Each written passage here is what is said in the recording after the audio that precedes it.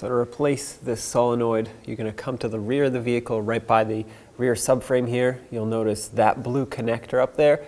That is the connector for the original solenoid, so that's what we're going to have to take out. And I'm going to start by unplugging it.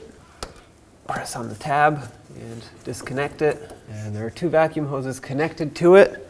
There's a vacuum hose right back here. There it is. Okay, there's the second one. So all we have to do now is actually unbolt it. And annoyingly, it has a rusted Phillips head screw right here. Okay, now what I'm going to try and do is either break this bolt off or spin it off with an air chisel.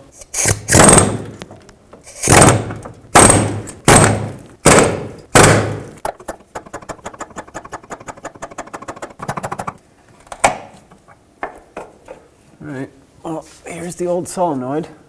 It's about to come off. There it is. The bracket broke, which that's fine. Now we can just work on getting this bolt out.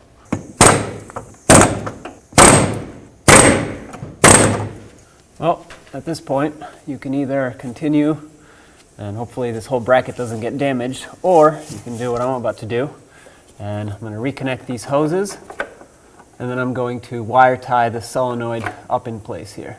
Try to get hose number 2 in here. Gonna block your view for a second here, but basically I'm just going to plug in the hose and make sure it's fully bottomed out. Okay, that's on. Let's connect the connector. Make sure that clicks, and this hook actually fell right into place, so I'm just going to take a wire tie and wire tie it up here.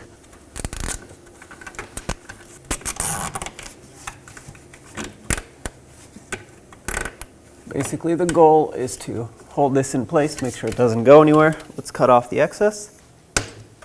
All right, well, there you have it. It's secured, it's installed, it's connected, it's plugged in.